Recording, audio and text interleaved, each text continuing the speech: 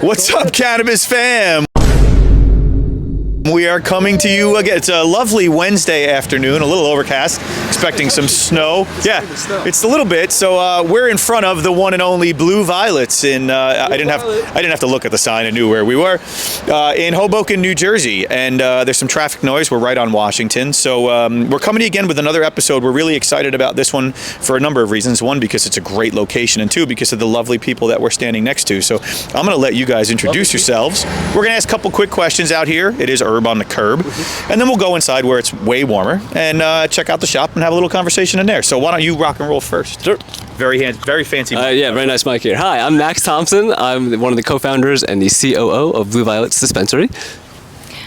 Hi, Lauren Chang Thompson, CEO and other co-founder. Excellent. So let's start right away with a question. We're in Hoboken. Let's talk about Hoboken. Sure. Why Hoboken? What was it like to get started here? Has the community really embraced you guys, right? Absolutely. Give us a little story about what that's like. Yeah, sure. So we actually started looking for a location in 2021 when the state decided to legalize cannabis, and all the towns were opting in. And we looked everywhere we could find and had not a lot of luck. You know, we got close with some other towns and some other places. Yeah. And eventually we started looking in Hoboken. It's right next to our town of Weehawken.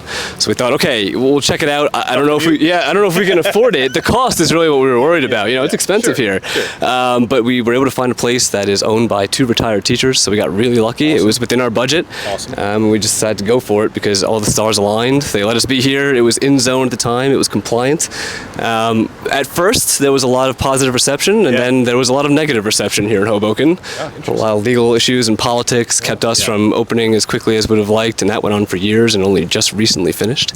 But the town, our customers, have been hugely supportive. That's great. Yeah, that's great. I love that, and it is. I think that the town lends itself from a demographic standpoint very well, I'm sure, to business. I know Todd had a quick question too about. So just pass that to me. Pass the fancy. All right.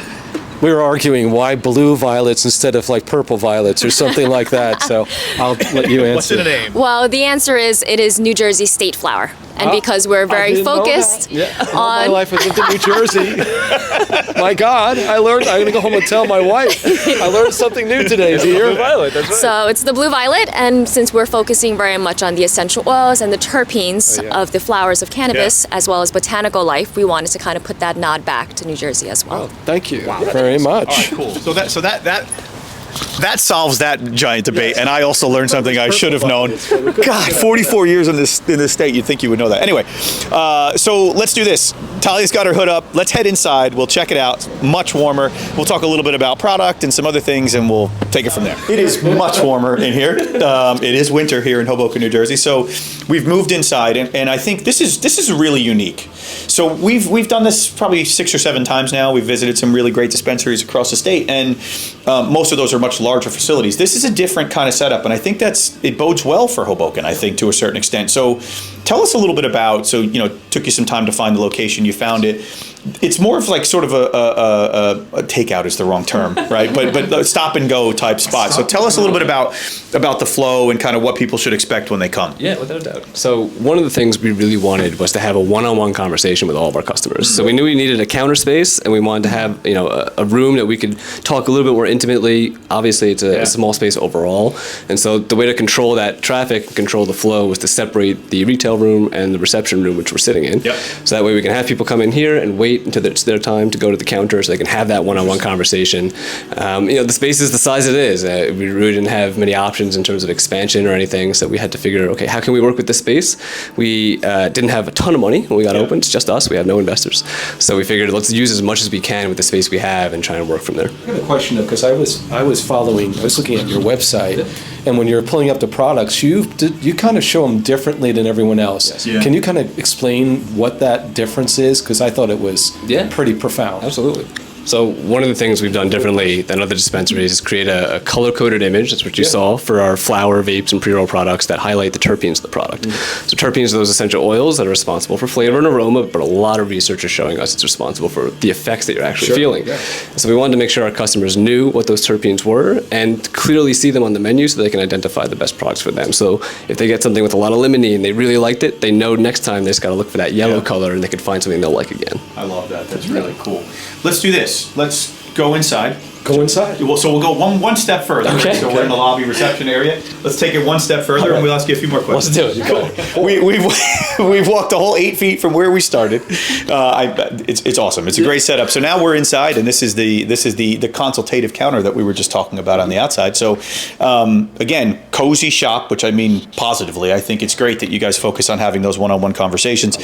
So let's ask what the from my house. Thank you. Nice. Let's ask the what is usually a challenging question, right? So let's get into the industry a little bit, right? So you guys mentioned some of the struggles that took place, in Hoboken specifically, but let's talk a little bit about what do you think the future of the cannabis industry in New Jersey looks like? I mean, it could be outside of Jersey, but just what do you think it looks like in general? Yeah, sure. We look at a lot of other states to see where we think New Jersey is going to be going. So we know price compression's coming. Things are going to get cheaper. There's going to be some diversity in products. We're hoping to see some of the limits increase. Right now, there's a 100 milligram limit on edibles, which is a little low for some people who have higher needs. So we're hoping that'll change. But we're also looking to see other customers come into the market. I think a lot of people are starting to get into cannabis for different reasons, to heal some of those ailments that Lauren was talking about, or just feel better throughout their daily lives. And we saw that in January. People were coming into cannabis for the first time, so that's huge. So I think diversification in the products, diversification in the customers is likely on the horizon for us. Yeah, for sure. What do you think, Lauren? Same? I would definitely have to agree. Again, being more kind of ailment-based, and that I personally am also, unfortunately, a medical marijuana patient as well. I personally have an autoimmune condition that actually is very inflammatory, and it actually attacks my spine and connective tissue. So in regards to that, I found cannabis to help with a lot of symptom management as well. So the idea of using edibles is very helpful as well. Of course, vaporizing any sort of flower, of course, is great as well. But the idea of edibles being only 10 milligrams per piece is very difficult for people who have higher ailment needs. So having 100 milligrams for me sometimes could be an entire bag, and that may not even touch my ailment. So for other people out there who are also still in that medical cohort, it would be nice that they kind of bumped that up a little bit or looked into meeting other needs and not just the recreational needs. And it's not to say we can't have fun, but there's some of us out there who need a little bit more pain relief and other symptom management. Listen, we say it all the time. The mic can pick me up. We say it all the time. It's medicine, right? And that's what this should really be about at the end of the day. And I think that's what's certainly driving a lot of the truest folks in the industry. Yeah, So. plus it makes you happy. It's medicine that makes you happy. Yeah.